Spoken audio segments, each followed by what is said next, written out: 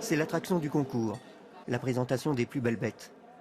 Un rendez-vous capital pour les producteurs avec de véritables enjeux. Pour le producteur, c'est être distingué, c'est avoir une carte de visite, c'est être choisi. Donc quelque part, c'est avoir un prix de rémunération qui est au niveau de la qualité. Donc on sort, si vous voulez, du tout venant. On est dans l'excellence des produits. Retour en 1843 aux origines du concours. Sur le marché aux bestiaux de Poissy, à l'ouest de Paris, les éleveurs viennent négocier leurs animaux les plus gras, mais aussi chercher un prix pour les plus beaux. En 1870, le rassemblement prend une autre dimension. Il s'installe au Palais de l'Industrie en plein cœur de Paris et prend le nom de Concours national agricole. Les animaux reproducteurs volent la vedette aux animaux de boucherie.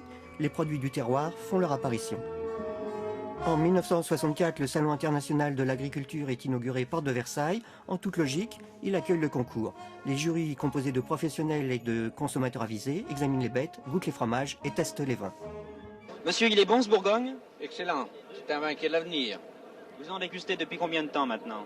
Oh ben depuis 1 heure, 2 heures presque. Au fil des années, le concours s'est ouvert à toutes les filières agricoles. 10 000 jurés décernent près de 7 000 prix. Bon, c'est un peu une manière de se mesurer aux collègues, parce que chez soi, on a toujours l'impression d'être bon, mais quand on vient ici, on se rend compte qu'on est loin de l'être.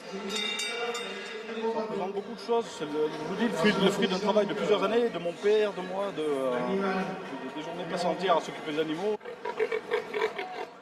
Pour les professionnels, c'est donc la reconnaissance d'un savoir-faire. Pour les consommateurs, un gage de qualité. Depuis 2014, le concours ne cesse de s'élargir. On y trouve une catégorie prairie fleurie et pour associer la génération future, on y récompense les jeunes des formations agricoles. Le concours s'adapte à son époque, mais pour le public, le clou reste le défilé des stars sur le ring.